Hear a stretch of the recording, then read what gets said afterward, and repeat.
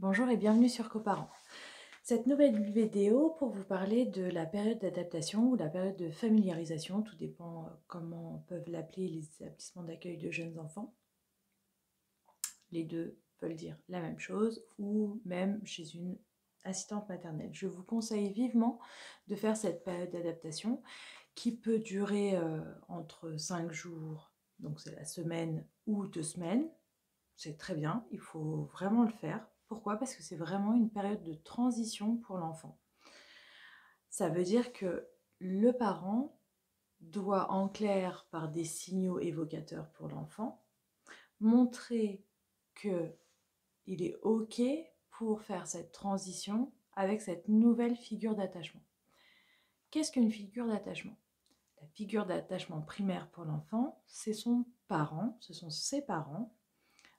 En premier lieu, c'est souvent la mère, et en second lieu, ce sont les papas. Ensuite, quand l'enfant va aller dans un autre endroit sans sa figure d'attachement, donc sans sa mère ou sans son père, eh bien, il va devoir changer de figure d'attachement à ce moment-là. On ne change pas le parent, on ne change pas tout ça. C'est juste une figure d'attachement. C'est ce qu'on appelle une figure d'attachement. Et du coup, ce sera la nouvelle personne à qui l'enfant pourra être confié. Donc c'est très important, même en crèche, que ce soit la même personne qui suive l'enfant, même si effectivement il y a des temps où l'enfant peut aller avec d'autres professionnels ou d'autres adultes ou d'autres personnes, ça, il n'y a pas de problème, mais ils ont souvent une figure d'attachement référente pour eux. Donc, la figure d'attachement, c'est bien sûr le repère pour l'enfant. Il faut toujours y aller progressivement. Donc en fait, souvent, moi ce que je recommande, c'est que l'enfant soit toujours accueilli dans le même environnement, donc l'aménagement de l'espace ne doit pas changer. Les jeux, si c'est des tout petits qui sont au sol, le tapis de sol et les jeux, on va garder les mêmes jeux, le même environnement, voire même si on le peut, la même position pour les adultes. Du coup, on va recréer jour après jour le même environnement pour sécuriser l'enfant. Je vous rappelle, la routine, les répétitions, c'est sécurisant pour l'enfant. Après, au-delà de ça, sur le premier jour et sur les jours qui suivent, le premier jour, c'est toujours un temps d'échange avec le parent sur les habitudes de vie de l'enfant, en règle générale. C'est pas quelque chose qui va durer toute la journée. On peut faire des séparations sur le premier jour. Moi, je vous dirais plutôt que non.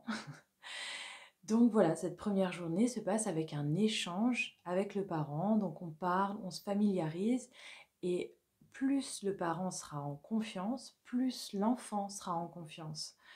Petit à petit, on augmente la durée de ces journées et bien évidemment, le second jour, ce sera le repas, le troisième jour, ce sera le sommeil. Si on voit que ce temps-là peut s'adapter sans le parent, on le fait sans le parent. Et petit à petit, on fait des séparations de plus en plus longues. Voilà. Et c'est vraiment des petits temps de séparation. La deuxième journée, on essaye de faire une demi-heure après que le parent soit arrivé, on se dit on va se séparer et on prévient l'enfant, c'est toujours pareil, on verbalise, on pose des mots et on dit les choses, c'est ce qui va faire que l'enfant sera toujours, il se sentira toujours en sécurité et surtout il sera prévenu. Donc c'est ça qui change vraiment tout pendant cette période d'adaptation. Parce qu'en fait, on ne doit jamais partir dos tourné, genre là, petit à petit, allez, là, il pleure plus, je m'en vais. Mais non, parce que quand il va chercher son parent, il va pas le trouver, il va se sentir perdu. Non, non, non, on verbalise. Même si ce moment de transition va amener des pleurs, ils ne seront pas nécessairement négatifs. Un pleur n'est pas nécessairement négatif, mais on doit dire et verbaliser à l'enfant, écoute, là c'est le moment pour moi de partir et je vais te retrouver un petit peu plus tard. Je reviens te chercher dans pas très longtemps.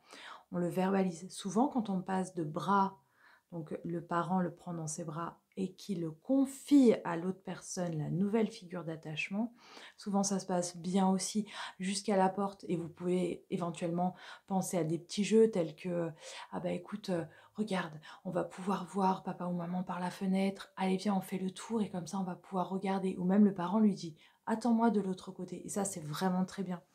Donc n'hésitez pas à verbaliser, à faire des petits jeux. Je vous le conseillerai jamais assez, les discours négatifs, bon bah c'est bon, ça va aller, c'est pas très moteur. Moi, je vous conseillerais plutôt de lui dire, bah écoute, oui, c'est difficile de se séparer, mais regarde, tu vois, on va pouvoir aller à la fenêtre, on va pouvoir voir papa ou maman, on va lui dire au revoir et on lui dira à tout à l'heure. Et emmenez-le dans un jeu. Ah bah tiens, tu vois, regarde, on avait dit qu'on ferait ça, l'histoire ou le tel jeu que vous savez qu'il puisse bien aimer et ça a été vu avec le parent. Donc voilà, les périodes d'adaptation se passent bien. Un enfant qui va avoir ces temps de transition et chaque adulte est vraiment dans l'empathie et qui soit dans un esprit ouvert et qui soit en accord avec le fait que ben, un enfant puisse pleurer et de toute façon ça se passera bien. Donc même si ça pleure, les pleurs ne sont pas graves, mais ils signifient juste la séparation et après ça passe quand on fait justement cette période d'adaptation. Voilà, j'espère que ça vous aura servi. Si ça vous a plu, vous pouvez aimer, partager, liker et vous abonner. À très vite.